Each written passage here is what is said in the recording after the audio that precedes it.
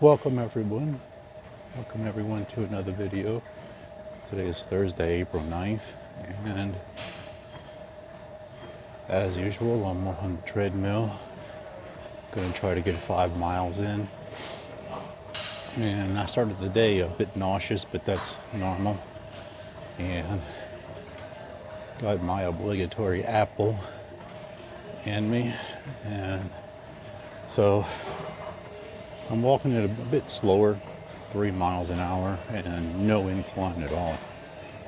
And so, but I'm gonna get these 5 miles in. I have just over 2 miles in, and I'm at the quiet gym. Across the street is the noisy gym. And it's kind of hot outside. I don't think I'd be able to walk like this outside in that heat. I would pass out probably. And I was feeling a bit nauseous this morning. A little dizzy, and I felt my heart palpitations just a little bit. So for an hour, I just sat.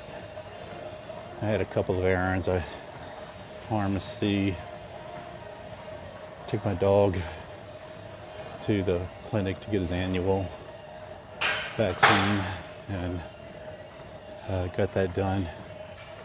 And so,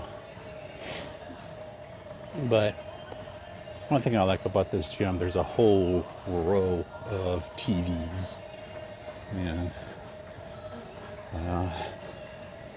but I'm looking at this one TV right here in front of me, and there's a story that I'd like to kind of react to and give my take about it. But our birth rates in America, and they're at an all-time low. And it's not just America. Several countries, I think, I've heard that said about South Korea, even Thailand. Their birth rates are at an all-time low, and so, and it comes down to it. It comes down to the economy, and that's what it comes down to. I mean, you look in the wild, and animals will not procreate unless their ecosystem, their environment it has to be perfect. They need safety, a place to build a safe nest. They need enough food, and they need peace and quiet. And if they don't have that perfect environment, they will not procreate. That's wild animals.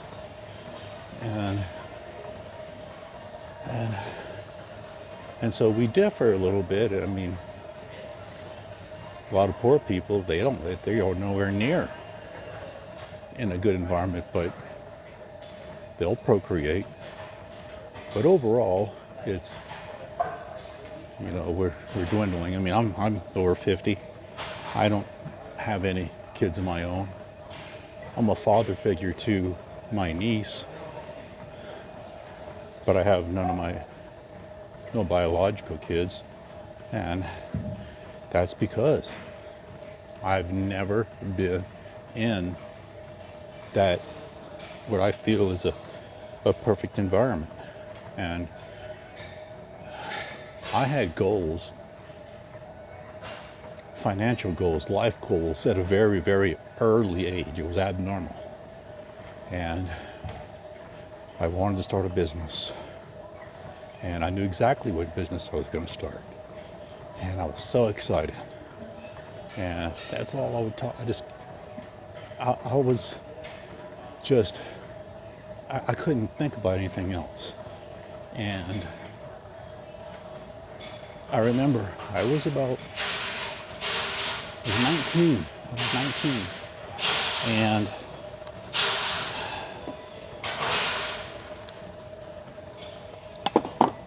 I was 19, and I met a very nice looking young lady, same age. And We got to know each other a little bit, and we dated. And one night we were on a date. I pulled into a neighborhood, and she says, "Where are we?" And I says, "You see these houses? This is the type of house I want to buy." I was telling her my plans, and she was like, "I don't care about a house. I live with my grandmother. I just want to party." And we weren't on the same page. She just wanted to party. And so I pretty much never saw her again. That relationship dwindled. And not long after that, I met another lady. Again, same age. And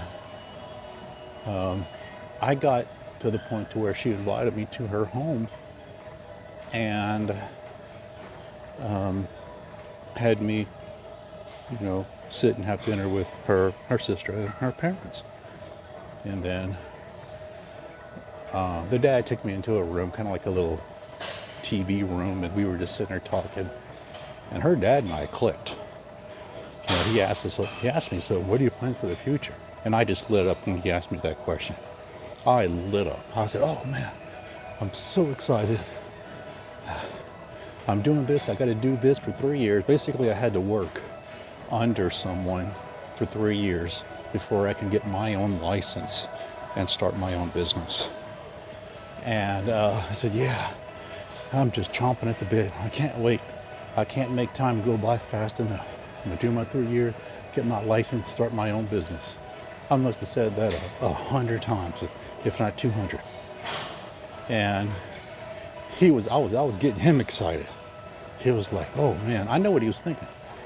"Oh man, my daughter's gonna hook up with a go-getter. Guy has goals." And that relationship dwindled. And she just didn't have the maturity. In fact, the last time I saw her, I remember it specifically. I pulled up, I lived in an apartment, and I pulled up to the mailboxes and checked my mail, and she pulled up to me and says, "Hey, I need your help." I said, "Oh." I was surprised because we weren't talking anymore. And so, because she just flipped on me. I don't know what it was. One night I was at her apartment, she told me to leave. And just out of the blue, she said, "If you don't leave, I'm going to call the police." I'm like, whoa. You don't have to tell me twice. If I'm going to leave, I'm leaving. And just nothing led up to it. We were just talking, and she said, "No, there's not enough. You got to go. This place isn't big enough for the two of us." And I said, "Okay, I'll leave. But if you don't leave now, I'm calling the police." I said, Whoa. I'm leaving. You don't need to call the police. You call the police if someone doesn't want to leave." And so I just left and, went back to my place. And so I said, "I'm not going to talk to her anymore. I don't know what." She just flipped. And so it was maybe a month later. She came up to me again. I'm checking my mail. She pulls up. Said, "Hey, I need your help." I'm like, "Oh, what do you need my help with?" She said, "A guy, he won't quit following me." I said, "So why are you coming to me?" She said, "Because my dad told me to." And I said, "Well, there's nothing I can do for you. If some guy is following you and making you uncomfortable, you should call the police, not me. I'm in your past." And she said, "Okay," and she left. I never saw her, never spoke to her again. But so to go back to why I don't have kids, I just never had that environment. And so 33, I moved to Thailand. I didn't get married until I was 38, almost maybe 39. And the lady I married, she was 6 years younger than me. So And, we were pretty much a little too late. We tried to have it, our own kid. By that time, you're just pretty much too late, and we couldn't have our own kid. We tried, and and that's why we're in the position we're in now. And I mean, not a bad position, but we don't have children. And so, but yeah, this news report saying that Americans are just procreating at levels are just at an all-time low. And part of it is just the economy. Having a family. The days of a guy working a job while the wife stays home and takes care of children, they're over. Children are no longer raised by parents, they're raised by society. Society doesn't do a good job. I mean, society raised me, but I'm very unique. And I mean, even my dad says, you raised yourself. I mean, how many kids in elementary school set their own alarm clock to wake up in the morning, catch the bus? Not many. And when I was 14, I lived alone. And I lived with my dad, but when he would work, he would be gone for 30 days or 60 days at a time, consecutive. And he would call me once a week, how's everything going? Oh, going fine. And we lived across the street from the grocery store, and my dad established a charge account. And I just went over there and got what I needed to eat and prepared my own food. And again, set my alarm, 7 a.m. every morning, got up, got ready, caught the bus in front of my house, dropped me off in the afternoon at the same place. I played basketball. My coach would just at night drop me off, and that was it. And I remember one night my coach dropped me off, and it was 10 o'clock at night. He says, is anyone home? And I says, no. He said, where's your mom? I said, well, my mom's in Thailand. Where's your dad? Oh, my dad's in New York City. So who's taking care of you? No one. I take care of myself. And he just jerked his neck back. What? And I said, yeah, it's normal for me. And I said, well, I feel safe. And next door to me was the chief of police, if I ever needed him. But I grew up in a small town. I mean, the guy barely ever even came out of his house. So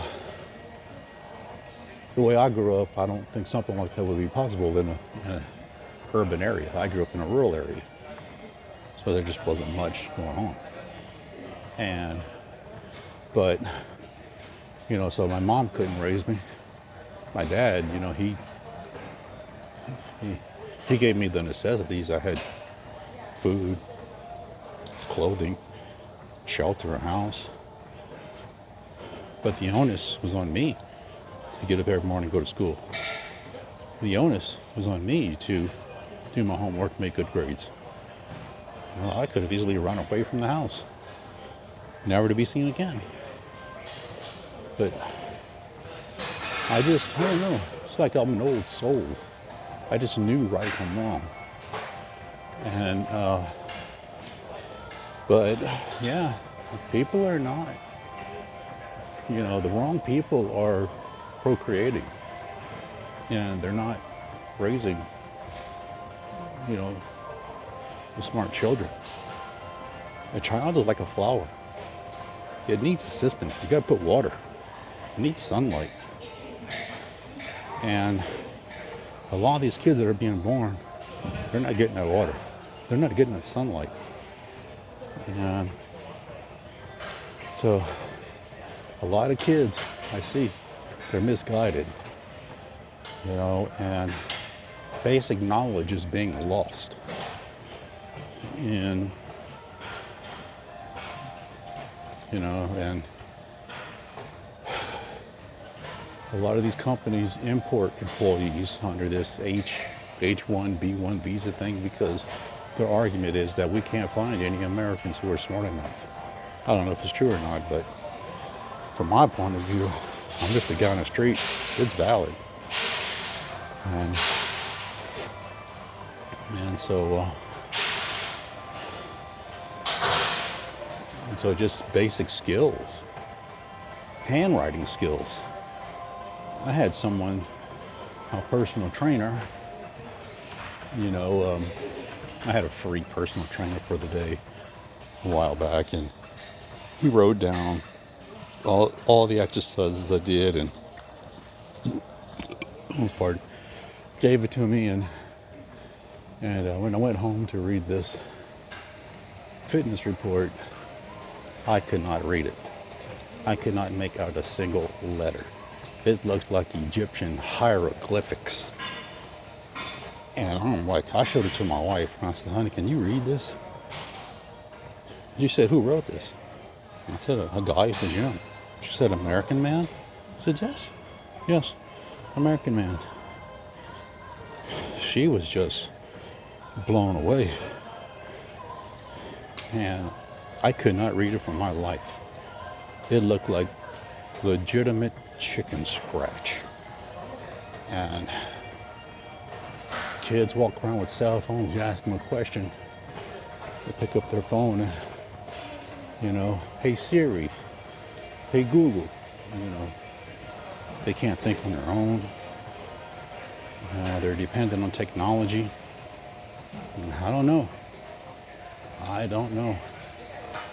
And AI is built not to replace people, but to assist people because they need it. They need it. When I was a kid, learning math, we weren't even allowed to bring a calculator to school. I remember specifically a kid in my classroom, he had a wristwatch with a calculator built into it. And the teacher caught him cheating on a math test. Took his wristwatch. She said, use your head. Use your pencil and paper. You know how to do this. So now kids are allowed to bring their phone to school. And it's hurting. It's hurting. And so, but no, back to the original topic, the lack of procreation. The people need, the smart people, that is, they know. They're not going to bring the kids into an environment that isn't fit. They're not. And a part of it is selfishness. There's some selfishness there. Because growing up, my dad's very selfish. He hated having a kid. He used to tell me, don't ever have kids. And that could be a part of it, because I heard that so many times growing up. Don't ever have kids when you grow up. Don't ever get married. Don't ever have kids. Kids cost money. And you're telling it to me. I'm a kid. So, not very positive words. And so that's probably a part of it. Could be why I got married so late in life. But a part of it's because I just never found anyone who fit. Because everyone is immature and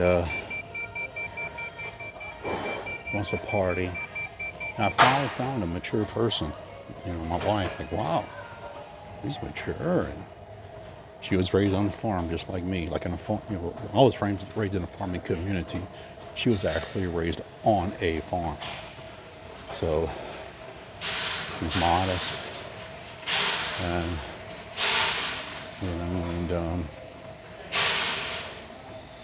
but we just met late in life, and and at a young age, it'd have been, had we met 10 years prior, let's say I would have been 28, 29, she'd have been, 23-ish, and it'd have been a struggle, because we talked about, she's fresh out of college, and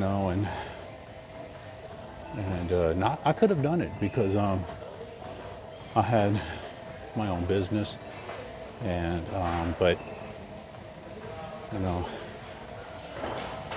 so but not many people my age start a business. Not many people young start a business because people were blown away. You own this business by yourself. You own this house, and it's unique. It's not the norm. And the normal person. I bought my house when I was 27, and it was very abnormal, and very, very abnormal. And it shouldn't be. If a 27-year-old buying a house is unique, that's a problem. That's a problem. It should be normal for a 27-year-old to buy a house. And this was 2001, the year of the tragedy, and so it was unique. Here we are, 25 years ago. It was unique for a 27-year-old to buy a house. Just imagine now. Now, it's impossible for a 27-year-old to buy a house on his own, on her own. It's so rare. And that's just, you got to have a good environment if you want the people to procreate. And that's part of it. That and selfishness. We have this me society, this marketing that, this buy now, pay later culture. That's the worst phrase I've ever heard in business. Buy now, pay later. Jeez. And so, like I said, this is just my reaction to this. I'm in front of a bank of TVs, about 20 of them, right here in front of me. Procreation. Americans. All time low. That's the argument for it. We need immigrants. And anyways, well, I'm on my second hour. 4 minutes into my second hour. And let's see if I can get this down. So until next time, just wherever you are, whatever you're doing, just be positive and take care of yourself. Tomorrow I have to go to the hospital tomorrow morning and have my heart. They're going to do an ultrasound on my heart to find from what I understand, the exact location of the plaque build up in my arteries. And so hopefully it all works out. We'll see. So I have to be there at 0800. So over and out.